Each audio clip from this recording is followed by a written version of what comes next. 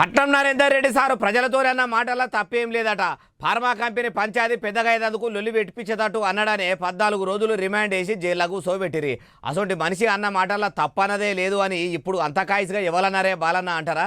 మీరే చూడండి. అయ్యా ఈటెల రాజేందర్ గారు ఇక చెప్పుర్రి.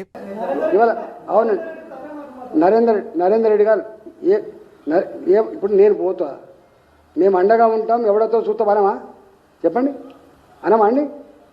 ధైర్యం చెప్పమ్మా, అండగా ఉంటామని చెప్పమ్మా అండి? నాయకులు చేసే పని ఏందండి? ఈయనరా కమలం పువ్వు పార్టీ మల్కజ్గిరి ఎంపీ సార్ ఏమంటున్నాడో, పబ్లిక్ కోసం పని చేసేటోడే నాయకుడు. పట్నం నరేందర్ రెడ్డి సార్ కూడా ప్రజల కోసమే సర్కారుతోని సమరం చేసి జనం భూములు ఓకుండా చూసుకుందామని అన్నాడుగా అవ్వచ్చు. ఎవరైనా అట్లనే అంటారు కదా. కారు పార్టీ ఏలుబడిలో ఉన్నప్పుడు ఇప్పుడు సీఎం రేవంత్ రెడ్డి సారు అప్పట్లో చాలాసార్లు పేద ప్రజల భూముల కాడికి మీటింగ్ల కాడికి కారు పార్టీ లీడర్లు వస్తే తన్ని తరుముండ్రని మస్తుగానే మాట్లాడిండు. మరి అవన్నీ ముచ్చటేంది? నరేందర్ రెడ్డి సార్ మీద పెట్టినట్టే సీఎం రేవంత్ రెడ్డి సార్ మీద కూడా కేసులు పెడతారా అనుకోవచ్చుండు. అయ్యా ఈటెల రాజేందర్ సారు, మరి నాయకుడు అంటే పబ్లిక్ కోసం కొట్లాడేటోడు, వాళ్ళ కోసం ఆలోచన చేసేటోడని అంటున్నారు కదా. మరి మీ కమలం పువ్వు పార్టీ లీడర్లు పబ్లిక్ కోసం ఎంత పని చేస్తుర్రు, యాపాటి కొట్లాడుతుండ్రు. మీ కమలయ్యలు తెలంగాణలో ఏలుబడిలో ఉన్న తావుల్లో జనంకు అక్కెరకొచ్చే పని ఒక్కటంటే ఒక్కటి చేసిర్రా?